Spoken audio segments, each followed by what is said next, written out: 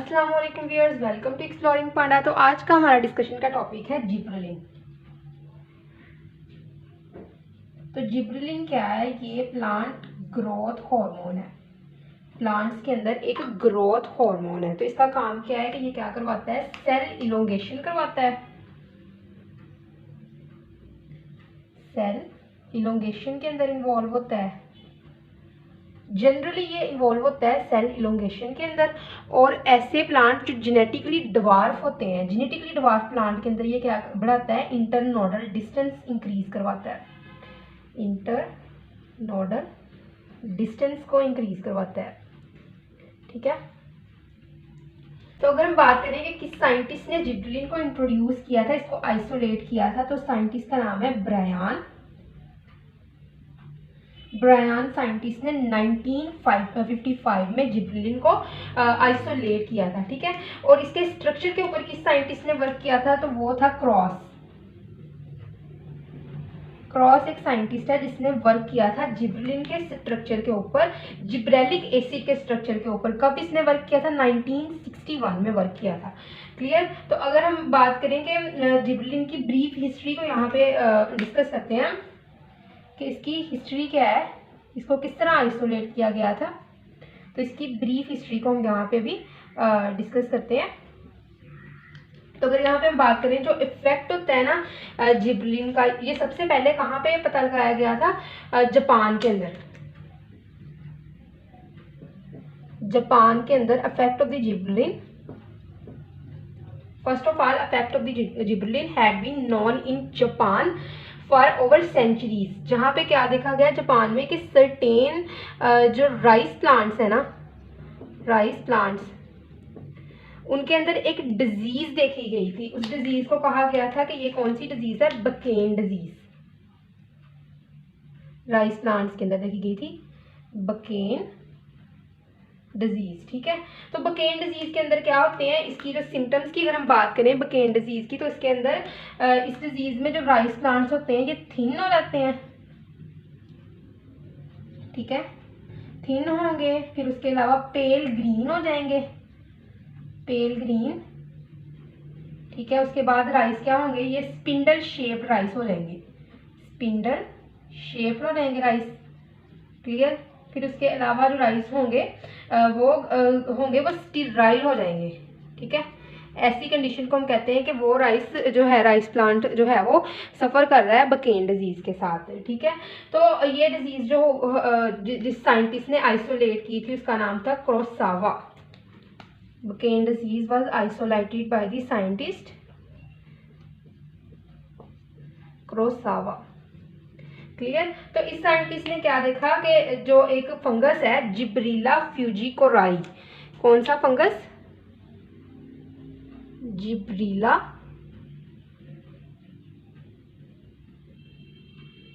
ठीक है, फ्यूजिकोराई। ठीक है। एक फंगस है जिब्रेलिला फ्यूजिकोराई। इस फंगस से ये डिजीज काज हो रही है। और ये जो एक्टिव सब्सटेंस है ना, फिर सेपरेट कर लिए गए हैं इसमें से। और इसको इस फंगस में जो ये फंगस जो डिजीज काज कर रहा है वो क्या थी? बकेन डिजीज। ठीक है। बकेन डिजीज की ये सारी कंडीशंस हैं। कुरोसावा ने ये देखा था कि ये एक फंगस है जो ये डिजीज काज कर रहा है, जिब्रेलिला फ्यूजिकोराई। और इस फंगस में से एक्टिव सब्सटेंस जो ये डिजीज काज कर रहे थे उसको आइसोलेट कर लिया गया। और लेटर उनका नाम क्या रख दिया गया? जिब्रेलिन। यबूता और टी हयाशी दो साइंटिस्ट थे जिन्होंने इसका नाम जिब्रेलिन रख दिया था। ठीक है। तो नेक्स्ट हम बात करते हैं इसके फिजियोलॉजिकल इफेक्ट्स की। तो अब हम बात करते हैं फिजियोलॉजिकल इफेक्ट्स जिब्रेलिन के। फिजियोलॉजिकल इफेक्ट्स कि कौन कौन से जो इफेक्ट्स होते हैं वो जिब्रेलिन काज कर सकते हैं। ठीक है ना, फिजियोलॉजिकल इफेक्ट्स। क्लियर। तो वेरियस फिजियोलॉजिकल इफेक्ट्स है जो जिब्रेलिन काज करते हैं। तो उनको अगर याद रखने की हमारे पास एक ट्रिक है कि जिनसे वो हमें याद रह सकते हैं। तो वो ट्रिक क्या है? SS D डेप। ठीक है ना, SS डेप। ठीक है। तो S4 क्या है? S4 है हमारे पास सीड जर्मिनेशन। ठीक है। नेक्स्ट एस क्या है, synthesis of the alpha enzyme, ठीक है। Next D for dormancy of bud, E for elongation of internode, B for bolting and flowering and P for parthenocarpy, ठीक है। तो इस तरह हम इसको याद रख सकते हैं। तो फर्स्ट ऑफ ऑल हम बात करते हैं फर्स्ट एस की।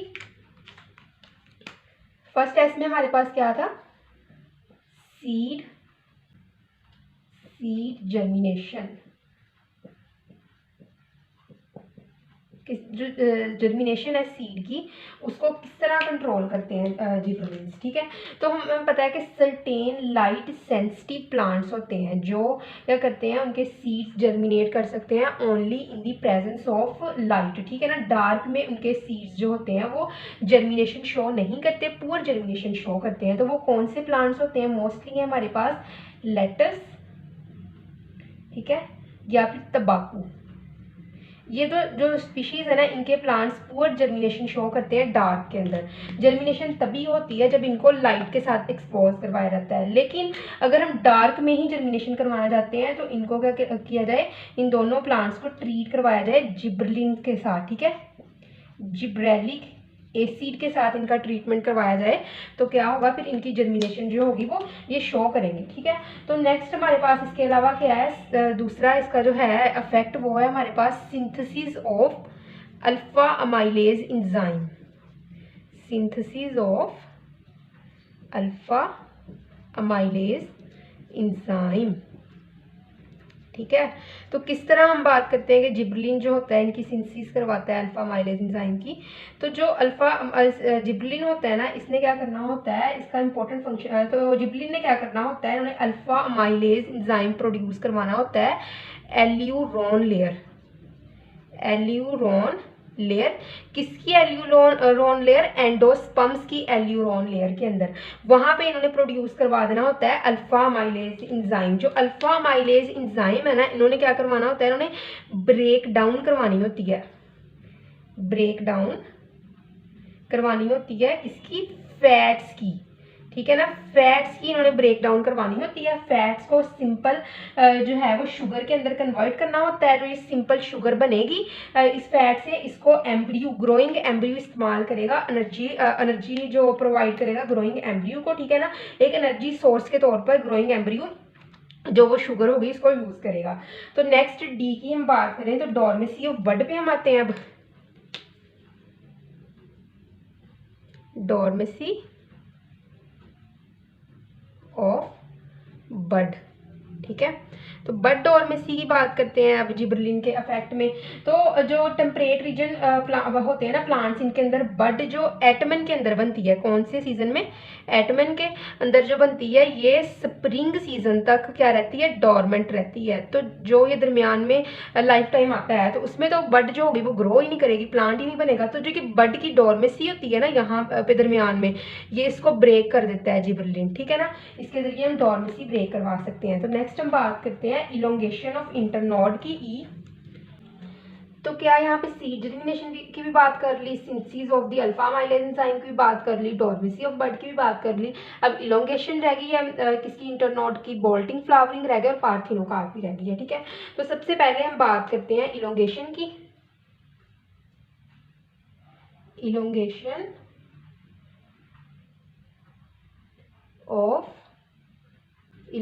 ऑफ इंटरनोड्स कि किस तरह जो ये है, ये इंटरनोड्स की इलोंगेशन करवाते हैं। हमें पता है इंटरनोड क्या है, दो नोड के दरमियान की स्पेस को हम इंटरनोड कहते हैं। जिस तरह के अब एक प्लांट है ये, ठीक है, एक स्टेम है, यहाँ पे जो नोड है एक, ये दूसरी नोड है, इसके दरमियान में जो स्पेस है इसको हम क्या कहते हैं, ये हमारे पास है इंटरनोड, ठीक है। तो इलोंगेशन इंटरनोड की किस तरह होगी कि जिब्रेलिन क्या करता है, करवाता है, ये इलोंगेशन करवाता है इंटरनोड की। कौन कौन से प्लांट्स के अंदर, जिनके अंदर जेनेटिक डिवार्फिज्म होता है, जेनेटिक डिवार्फिज्म वाले प्लांट्स के अंदर। तो इसकी जो बेस्ट एग्जांपल है हमें पता है कि वो है डवार्फ मेज, ठीक है, डवार्फ मेज, क्लियर। तो नेक्स्ट हम बात करते हैं बोल्टिंग और फ्लावरिंग की, कि किस तरह जो जिब्रेलिन है बोल्टिंग और फ्लावरिंग को अफेक्ट करता है सर्टेन प्लांट्स के अंदर। Bolting and flowering. इसकी कंडीशन की अब हम बात करते हैं, ठीक है। तो क्या होता है कि जो बोल्टिंग और फ्लावरिंग की अगर हम बात करें, बहुत से हर्बेशियस प्लांट्स के अंदर जो अर्ली पीरियड होता है ना ग्रोथ का, वो क्या शो करता है, वो रोजेट हैबिट शो करता है। Rosette habit in many herbaceous plant early period of the growth show rosette habit। rosette habit में क्या होता है, छोटी सी स्टेम होती है, उसके इर्द गिर्द छोटे छोटे लीव्स होते हैं। इस तरह देखेंगे, छोटी सी स्टेम होगी, उसके गिर्द छोटे छोटे लीव्स होंगे। मैं आपको पिक्चर में भी दिखा देती हूँ कैसी होती है रोजेट हैबिट। तो जब तक शॉर्ट डेज होते हैं, रोजेट हैबिट क्या होती है, रिटेन रहती है। लेकिन क्या होगा कि जब लॉन्ग डेज आएंगे, शॉर्ट डेज में ये रिटेन रहती है, अंडर शॉर्ट डेज में ये रोजेट हैबिट रहती है। लेकिन जब लॉन्ग डेज होते हैं, फिर क्या होगा, नॉन इंडक्टिव जो होते हैं डेज, उनके अंदर क्या होता है कि बोल्टिंग हो जाती है, ठीक है ना। शॉर्ट डेज के अंदर होगी, लॉन्ग डेज के अंदर क्या होगी, बोल्टिंग अकर। ये rosette habit changes to bolting. तो बोल्टिंग की कंडीशन क्या होती है कि एक जो स्टेम होगी वो बहुत ज़्यादा ग्रो कर जाएगी, ठीक है, इस तरह ग्रो कर जाएगी और उसके ऊपर एक एक्सिस सी बन जाएगी जिसके ऊपर अब फ्लावर लग जाएगा। क्लियर। तो इसके अंदर क्या होगा कि अगर तो बोल्टिंग जो होती है ये ऐसे प्लांट्स के अंदर जिनके अंदर जो शॉर्ट डे है लेकिन हमें बोल्टिंग चाहिए। बोल्टिंग क्योंकि हो रही है किसके अंदर, लॉन्ग डेज के अंदर। तो हमें अब जब लॉन्ग डेज आएंगे तो बोल्टिंग हैपन होगी, ठीक है ना, फ्लावरिंग होगी। लेकिन अगर हमें शॉर्ट डेज के अंदर ही बोल्टिंग चाहिए तो हम जिब्रेलिन का ट्रीटमेंट करवाएंगे और बोल्टिंग हो जाएगी, ठीक है ना। वो जो नॉन इंडक्टिव शॉर्ट डेज में जिब्रेलिन के ट्रीटमेंट से बोल्टिंग और फ्लावरिंग होगी, ठीक है ना। बोल्टिंग होगी तो फ्लावरिंग भी होगी, ठीक है ना। तो एक प्लांट है जिसका नाम क्या है, हायोस्क्यामस निगर।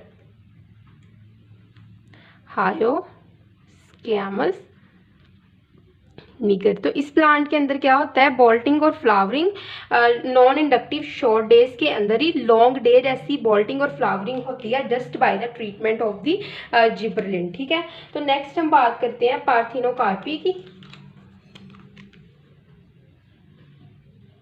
हमें पता है कि पार्थिनोकार्पी क्या है कि जो प्लांट होता है उसके अंदर फर्टिलाइजेशन और पोलिनेशन के बगैर ही जो फ्रूट का बनना, उस प्रोसेस को हम पार्थिनोकार्पी कहते हैं, ठीक है।